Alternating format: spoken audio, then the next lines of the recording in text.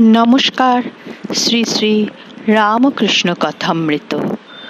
তব কথামৃতং তপ্ত জীবনং কবিভিরিতং কলমশাপহম শ্রবণমঙ্গলং শ্রীমদাততং ভুবি গৃহন্তি ये ভুরিদা জনা। সপ্তম পরিচ্ছেদ। ঠাকুর শ্রী রামকৃষ্ণ দক্ষিণেশ্বর মন্দিরে। শ্রীযুক্ত রাখাল, রাম, কেদার, তারক, মাস্টার প্রভৃতি ভক্ত সঙ্গে। ঠাকুর শ্রী রামকৃষ্ণ আজ সন্ধ্যারতির পর দক্ষিণেশ্বর কালী মন্দিরে দেবী প্রতিমার সম্মুখে দাঁড়াইয়া দর্শন করিতেছেন ও চামর লইয়া কিয়ৎক্ষণ ব্যজন করিতেছেন। গ্রীষ্মকাল। আজ শুক্রবার, জ্যৈষ্ঠ শুক্লা তৃতীয়া তিথি, 8ই জুন 1883। আজ কলিকাতা হইতে সন্ধ্যার পর রাম, কেদার চাটুর্যে, তারক ঠাকুরের জন্যে ফুল মিষ্টান্ন লইয়া একখানি গাড়ি করিয়া আসিয়াছেন। শ্রীযুক্ত কেদারের বয়ঃক্রম প্রায় 50 হইবে। পরম ভক্ত। ঈশ্বরের কথা হইলেই চক্ষু জলে ভাসিয়া যায়।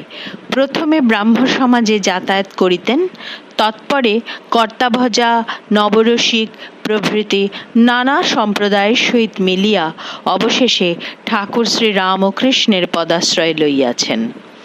রাজ সরকারের অ্যাকাউন্ট্যান্টের কর্ম করেন। তাহার বাটি কাঁচরাপাড়ার নিকট হালিশহর গ্রামে। শ্রীযুক্ত তারকের বয়ঃক্রম 24 বৎসর হইবে। বিবাহ করিয়াছিলেন। কিছুদিন পরে পত্নী বিয়োগ হইল। তাহার বাটি বারাসাত গ্রামে। তাহার পিতা একজন উচ্চদরের সাধক। ঠাকুর শ্রী রামকৃষ্ণকে অনেকবার দর্শন করিয়াছিলেন। তারকের মাতৃবিয়োগের পর তাহার পিতা দ্বিতীয়বার দ্বার পরিগ্রহ করিয়াছেন। তারক রামের বাটিতে সর্বদা যাতায়াত করেন। তাহার ও নিত্যগোপালের সঙ্গে তিনি প্রায় ঠাকুরকে দর্শন করিতে আইসেন। এখনো একটি অফিসে কর্ম করিতেছেন, কিন্তু সর্বদাই উদাস ভাব। ঠাকুর শ্রী রামকৃষ্ণ কালীঘর হইতে বহির্গত হইয়া চাতালে ভূমিষ্ঠ হইয়া মাকে প্রণাম করিলেন। দেখিলেন রাম, মাস্টার, কেদার, তারক প্রভৃতি ভক্তেরা সেখানে দাঁড়াইয়া আছেন। ঠাকুর তারকের চিবুক ধরিয়া আদর করিতেছেন। তাহাকে দেখিয়া বড়ই আনন্দিত হইয়াছেন। ঠাকুর ভাবাবিষ্ট হইয়া নিজের ঘরের মেঝেতে বসিয়া আছেন। পা দুখানি বাড়াইয়া দিয়াছেন। রাম ও কেদার নানা কুসুম ও পুষ্পমালা দিয়া শ্রীপাদপদ্ম বিভূষিত করিয়াছেন। ঠাকুর সমাধিস্থ। কেদারের নবরসিকের ভাব। শ্রীচরণের বৃদ্ধাঙ্গুষ্ঠ ধরিয়া রাখিয়াছেন। তাহা হইলে শক্তি সঞ্চার হইবে, এই ধারণা।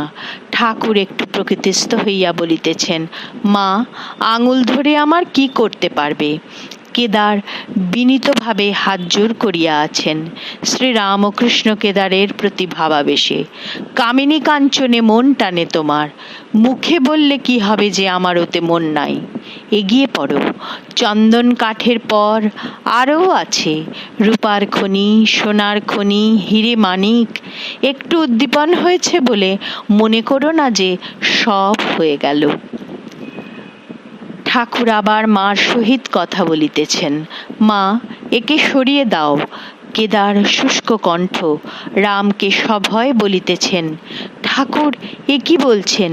শ্রীযুক্ত রাখালকে দেখিয়া ঠাকুর আবার ভাবাবিষ্ট হইতেছেন।